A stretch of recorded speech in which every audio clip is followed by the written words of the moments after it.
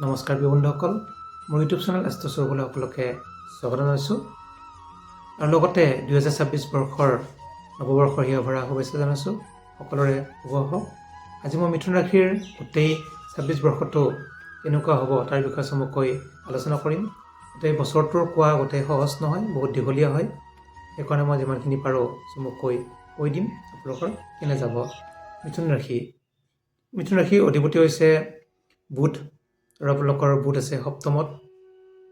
যদি আমি চাওঁ আপোনালোকৰ ৰাশিতে বহি আছে বৃহস্পতি, তৃতীয়ত বহি আছে কেতু, সপ্তমত বহি আছে ৰবি, মংগল, শুক্ৰ আৰু বুধ, দশমত বহি আছে শনি আৰু ৰাহু আৰু দ্বাদশত আছে চন্দ্ৰ। এনেকৈ আপোনাৰ ৰাশিফলটো বছৰৰ আৰম্ভণিতে আৰম্ভ হৈছে। আমি প্ৰথমতে চাম শিশুসকলৰ ক্ষেত্ৰত কেনেকুৱা কি। শিশুসকলৰ ক্ষেত্ৰত যদি আমি চাওঁ, যিহেতু মিথুন ৰাশিত বৃহস্পতি বহি আছে আৰু মিথুন ৰাশিৰ পৰা আপোনালোকৰ বিশেষ অসুবিধা নাই। শিশুসকলৰ যদি সৰু সুৰা বেমাৰ আজাৰ হৈ আছে, বৰ্তমান কিছু শুভফল প্ৰাপ্তি হ'ব, ভাল হ'ব, স্বাস্থ্য ভাল হ'ব। যিটো কিছু সমস্যা হৈ আছিল, বৃহস্পতি যিহেতু দ্বিতীয় স্থানত আছিল যদিও বক্ৰী হৈ আছিল আৰু যিহেতু মংগল আছিল আপোনালোকে স্বাস্থ্য গৃহত, তেতিয়া কিন্তু অকণমান শিশুসকলৰ সৰু সুৰা বেমাৰ আজাৰ হৈ আছিল। এতিয়া কিন্তু মংগলৰ কাৰণে কিছু শুভ, তথাপিও আপোনালোকৰ জানুৱাৰী শেষৰ ফালৰ পৰা অতি শুভ ফল লাভ কৰিব। বেমাৰ আজাৰ কিছু কমি যাব যদি হৈ আছে, নাই যদি কোনো কথা নাই। আমি চাওঁ শিশুসকলৰ মাতৃ বা পিতৃৰ ক্ষেত্ৰত অধিপতি হৈছে বৃহস্পতি, মাতৃৰ ক্ষেত্ৰত অধিপতি হৈছে বুধ। যিহেতু বৃহস্পতি আপোনালোকৰ ৰাশিতে বহি আছে আৰু বুধ আছে আপোনালোকৰ সপ্তমত। যেতিয়া ৰাশিত যদি বৃহস্পতি বহে কিছু ক্ষেত্ৰত সমস্যা সৃষ্টি কৰে আৰু দ্বিতীয় স্থানত যেতিয়া যাব তেতিয়া কিন্তু শুভ ফল লাভ কৰিব। আপোনালোকে দ্বিতীয় স্থানত যাব আপোনালোকৰ এপ্ৰিল মাহত, গতিকে এপ্ৰিল মাহৰ পৰা আপোনালোকৰ বৃহস্পতি ধনস্থানত গ'লে এপ্ৰিলৰ পৰা গোটেই বছৰটো ধন ধান টকা পইচা বৃদ্ধি হোৱাৰ যোগ দেখা যায়। আমি চাওঁ শিক্ষাৰ ক্ষেত্ৰত আমি চাম, শিক্ষাৰ অধিপতি হৈছে যিহেতু বুধ আৰু বুধ আছে সপ্তমত। সপ্তম হৈছে কেন্দ্ৰস্থান, গতিকে কেন্দ্ৰত কিছু যদিও অশুভ ফল প্ৰদান কৰে কেতিয়াবা, বৰ্তমান সমস্যা কোনো নাই। আৰু যিহেতু তৃতীয়ত আছে কেতু, গতিকে কিছু ইচ্ছা কম হ'ব, ল'ৰা ছোৱালীবিলাকৰ পঢ়া শুনাত ইচ্ছাটো কম হ'ব এই বছৰৰ আৰম্ভণিতে। আৰু ইচ্ছাকৃত কম হোৱাৰ কাৰণে অকণমান ঘৰৰ পৰা গালি এইবিলাক খাব পাৰে, ইচ্ছাৰ ক্ষেত্ৰত অকণমান সমস্যা হ'ব পাৰে। কিন্তু কৃতকাৰ্যতা যে আমি চাওঁ ছাকচেছৰ ক্ষেত্ৰত ভাল, পঢ়া শুনা কৰিলেও নকৰিলেও ভালকৈ পাছ কৰিব। তথাপিও কিন্তু ইচ্ছাটোৰ কাৰণে আপোনালোকে পাৰিলে ৰবিবাৰে বেলৰ শিপা পিন্ধাই দিব আপোনালোকৰ শিশুসকলক বা যিসকলে প্ৰাইমাৰী শিক্ষা পঢ়ি আছে মেট্ৰিকলৈকে। বেলৰ শিপা ধাৰণ কৰিলে কিন্তু ভাল ফল লাভ কৰিব আপোনালোকে। তৃতীয়ত যিটো কৃতকাৰ্যতা বা ইচ্ছাকৃত আৰু ছাকচেছৰ ক্ষেত্ৰত ভাল, বৰ্তমান অতি শুভ। আৰু যিহেতু এপ্ৰিল মাহত কিন্তু কিছু অকণমান সমস্যা হ'ব পাৰে, এপ্ৰিল মাৰ্চৰ মাজৰ পৰা এপ্ৰিললৈকে, তেতিয়া কিন্তু আপোনালোকে বুধৰ প্ৰতিকাৰ কৰিব। সৰু ল'ৰা ছোৱালীক আপোনালোকে পায়স খুৱাই দিয়ক, তেতিয়া কিন্তু আপোনালোকে ভাল ফল লাভ কৰিব। যদি আমি উচ্চ শিক্ষাৰ ক্ষেত্ৰত চাওঁ, উচ্চ শিক্ষাৰ অধিপতি হৈছে যিহেতু শুক্ৰ আৰু শুক্ৰ আছে সপ্তমত, গতিকে কেন্দ্ৰত থকাৰ কাৰণে শুক্ৰ অতি শুভ। আৰু উচ্চ শিক্ষাৰ কাৰণে আপোনালোকে দ্বাদশত আছে চন্দ্ৰ।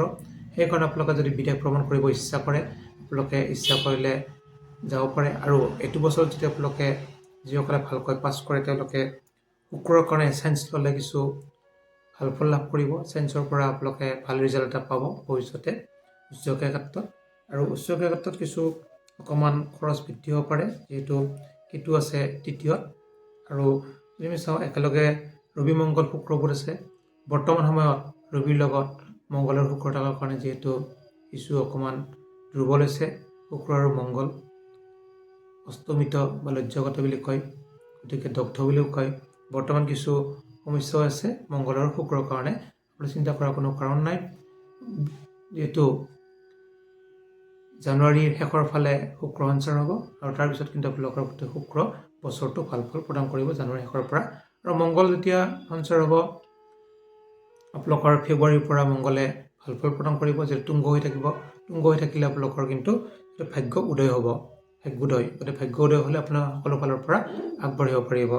যদি আমি চাওঁ আপোনালোকৰ কৰ্ম, যদি প্ৰথমতে চাইছোঁ আপোনালোকে চাকৰি যদি আগবাঢ়িব খোজে, চাকৰিৰ অধিপতি হৈছে এইটো বৃহস্পতি আৰু বৃহস্পতি আছে ৰাশিতে, গতিকে এপ্ৰিল মাহলৈকে কিছু অকণমান কষ্ট হ'ব। ৰাশিত যদি বৃহস্পতি থাকে তেতিয়া কিন্তু বৃহস্পতিয়ে ভাল ফল প্ৰদান নকৰে। এপ্ৰিলৰ পৰা কিন্তু আপোনালোকে চৰকাৰী চাকৰি হওক বা যিকোনো চাকৰি পোৱা এটা যোগ থাকে। এপ্ৰিল মাহৰ পিছত জানুৱাৰীৰ পৰা এপ্ৰিললৈকে কিছু অকণমান সমস্যা হ'ব পাৰে, তথাপিও কিন্তু কৰ্মপতি হিচাপে কিন্তু ভাল। কিন্তু তথাপিও এপ্ৰিলৰ পিছত কিন্তু কৰ্মপ্ৰাপ্তিৰ যুগ আছে। এপ্ৰিলৰ পৰা আপোনালোকৰ গোটেই বছৰটো, যিহেতু গোটেই বছৰটো আপোনালোকৰ ধনস্থানত আৰু তুংগ হৈ থাকিব কৰ্মাধিপতি তুংগ। যিহেতু কৰ্মাধিপতি যেতিয়া তুংগ হ'ব, গতিকে তুংগ অৱস্থাত আপোনালোকে ৰাজযোগ ৰজাৰ দৰে জীৱন নিৰ্বাহ কৰিব পাৰিব আৰু চৰকাৰী চাকৰি প্ৰাপ্তি হ'ব আপোনালোকে। গতিকে এপ্ৰিলৰ পৰা আপোনালোকে গোটেই বছৰটো লাগিলে কিন্তু চাকৰি পোৱা চান্স আছে। যদি আমি চাওঁ ব্যৱসায় ক্ষেত্ৰত যদি আমি চোৱা যায়, ব্যৱসায়ৰ অধিপতি হৈছে যিহেতু শনি, বৃহস্পতি, ব্যৱসায়ো বৃহস্পতি আৰু আপোনালোকৰ কৰ্ম মানে চৰকাৰৰ চাকৰি হওক বা চাকৰি বৃহস্পতি। গতিকে বৃহস্পতিৰ ক্ষেত্ৰত আপোনালোক বৃহস্পতি এপ্ৰিলৰ পৰা কিন্তু যিকোনো আপোনালোকে ব্যৱসায় যদি কৰিব ইচ্ছা কৰে, মাৰ্চৰ শেষত বা এপ্ৰিলৰ ফাৰ্ষ্টৰ পৰা আৰম্ভ কৰক, বহাগৰ পৰা, তেতিয়া মানে আপোনালোকে ছাকচেছ হ'ব পাৰিব। আৰু যদি আপোনালোকে বন্ধুৰ লগত ব্যৱসায় কৰিব ইচ্ছা কৰে, পাৰ্টনাৰশ্বিপ বিজনেছ, তেতিয়া কিন্তু বুধৰ প্ৰতিকাৰ কৰি ল'ব। বুধবাৰে আপোনালোকে সৰু ল'ৰা ছোৱালী শিশুসকলক পায়স খুৱাই লৈ আৰম্ভ কৰক, তেতিয়া কিন্তু পাৰ্টনাৰশ্বিপত আগবঢ়াই পৰিব। নহ'লে কিন্তু পাৰ্টনাৰশ্বিপ ব্যৱসায়ত কিছু অকণমান লোকচান হোৱাৰ যোগ দেখা যায়। কিন্তু বছৰটোত নহয়, মাজতে আপোনালোকৰ এপ্ৰিল মাহৰ পৰা মে' জুনলৈকে কিন্তু ব্যৱসায়ত অলপমান মানে সফল নহ'ব পাৰে। 2 মাহৰ কাৰণে অকণমান বেয়া থাকিব, এপ্ৰিলৰ পৰা মে' জুন, মোটামুটি এপ্ৰিলৰ মাজৰ পৰা মে' মাজলৈকে আৰু জুনলৈকে মোটামুটি। তেতিয়ালৈকে সেইখিনি সময়ত কিন্তু আপোনালোকৰ ব্যৱসায়ত কিছু অকণমান লোকচান হোৱাৰ সম্ভাৱনা আছে। কিন্তু পাৰ্টনাৰশ্বিপ ব্যৱসায়ত, নিজা ব্যৱসায়ত নহয়, নিজে যদি ব্যৱসায় কৰে তেতিয়া কিন্তু উন্নতি যোগ দেখা যায়। যদি আমি চাওঁ সাংসাৰিক ক্ষেত্ৰত, যিহেতু আপোনাৰ অধিপতি বুধ সপ্তমতে বহি আছে, তেনে ক্ষেত্ৰত সপ্তমত যিহেতু আপোনাৰ ৰাশিলৈকে দৃষ্টিও দিছে, তেনে ক্ষেত্ৰত সাংসাৰিকত কিছু হ'ব বুলি ক'ব পাৰি আপোনালোকৰ। আৰু বৃহস্পতি আপোনালোকৰ যিহেতু লগ্নতে আছে বা ৰাশিত বৃহস্পতি অকণমান অশুভ আছে, এপ্ৰিলৰ পৰা কিন্তু সাংসাৰিক ক্ষেত্ৰতো আপোনালোকে ভাল ফল, ভাল ৰিজাল্ট এটা প্ৰাপ্তি হ'ব। পুত্ৰ পুত্ৰীৰ যদি ক্ষেত্ৰত চোৱা যায়, মিথুন ৰাশিসকলৰ যিহেতু অধিপতি শুক্ৰ আৰু যিহেতু মংগল, আৰু শুক্ৰ মংগল বৰ্তমান একেলগে আছে সপ্তমত। গতিকে একেলগে সঞ্চাৰ হ'লেও নহ'লেও একেলগে যাই আছে। গতিকে আপোনালোকৰ কিন্তু ল'ৰা ছোৱালীৰ ক্ষেত্ৰত অতি শুভ। আপোনালোকৰ চিন্তা ভাৱনা বহুত নকৰাই ভাল। আপোনালোকৰ ল'ৰা ছোৱালী কিন্তু পঢ়া শুনাটো কিন্তু ভালকৈ আগবাঢ়িব পাৰিব ধুনীয়াকৈ। আৰু এতিয়া আমি চাওঁ যদি স্বাস্থ্য ক্ষেত্ৰত, আপোনাৰ স্বাস্থ্যত বৃহস্পতি বহি থকাই স্বাস্থ্যত অতি শুভ। আপোনাৰ বেমাৰ আজাৰৰ যোগ অলপ কম আছে। কিন্তু আপোনাৰ যিহেতু ষষ্ঠপতি মংগল সপ্তমত আছে, আৰু মংগল যেতিয়া অষ্টমত গ'লে কিছু অকণমান অশুভ হ'ব। আপোনালোকৰ বাকী ক্ষেত্ৰত ভাল হ'ব মংগল, কিন্তু স্বাস্থ্যৰ ক্ষেত্ৰত কিছু অকণমান তেজৰ সমস্যা, চুগাৰ প্ৰেছাৰ যদি আছে অলপমান সাৱধানে থাকিব আপোনালোকে। যিহেতু মাৰ্চ এপ্ৰিল মে'লৈকে কিছু অকণমান অশুভ থাকিব স্বাস্থ্যত, আকৌ মে'ৰ পৰা আপোনাৰ স্বাস্থ্য অলপ শুভ হ'ব, যিটো মংগলে অলপ শুভ কৰিব। আৰু বৰ্তমানে কিন্তু স্বাস্থ্যটো বহুত 100% শুভ নহয়, অলপমান বেমাৰ আজাৰ থাকিব, অলপ তেজৰ সমস্যা। গতিকে আপোনালোকৰ যাৰ চুগাৰ প্ৰেছাৰ এনেকুৱা তেজৰ কাৰক বেমাৰ আজাৰ আছে, তেওঁলোকে অলপমান সাৱধান হ'ব। আপোনালোকে কিন্তু মে' জুনৰ পৰা কিন্তু ভাল ফল লাভ কৰিব। তেতিয়া কিন্তু যিহেতু অষ্টমৰ পৰা নৱম স্থানত গ'লে ভাল ফল লাভ কৰিব, বেমাৰ আজাৰ ভাল হ'ব। গতিকে অলপ পঢ়া শুনা দুখ পোৱা যোগো আছে মাজতে।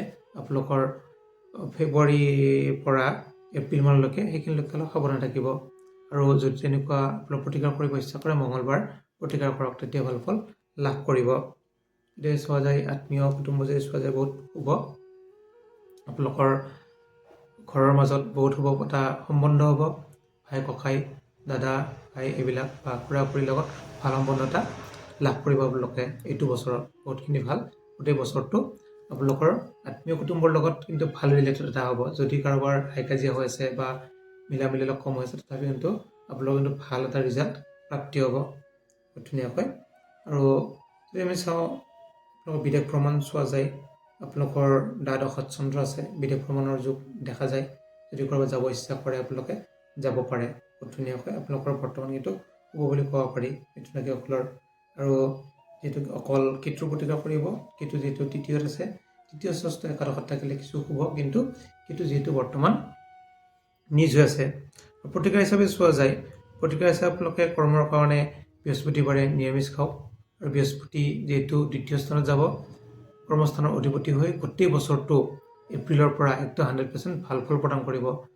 গতিকে বৃহস্পতি অতি শুভ হ'ব আৰু অতি শুভ হ'লে আপোনাৰ কৰ্মৰ প্ৰাপ্তি বিবাহ এইবিলাক সকলোতে আগবাঢ়িব পাৰিব আপোনালোকে। আৰু যদি প্ৰতিকাৰ হিচাপে বিশেষকৈ বৃহস্পতিবাৰে নিৰামিষ খাব তেতিয়া কিন্তু ভাল ফল লাভ কৰিব। শনিৰ কাৰণে আপোনালোকে শনি মন্দিৰ দৰ্শন কৰিব পাৰে। মংগলৰ কাৰণে হনুমান চালিচা পাঠ কৰিব পাৰে। বিশেষকৈ বিশেষ মান কৰিব লগা নাই। পাৰিলে আপোনালোকে জন্মচক্ৰ দশা ত্ৰিপাপটো চাই ল'ব, তেতিয়া আপোনালোকে 100% ফল লাভ কৰিব আৰু এইটো বছৰ কিন্তু বিশেষকৈ শুভ বুলি ক'ব পাৰি। আৰু যদি কিবা সুধিবলগীয়া থাকে আপোনালোকে সুধিব পাৰে। আপোনালোকে বাস্তু ভিজিট কৰিব পাৰে, হাত দেখুৱাব পাৰে, আখৰা গোষ্ঠী দেখুৱাব পাৰে, আখৰা গোষ্ঠী প্ৰস্তুত কৰিব পাৰিব। ধন্যবাদ।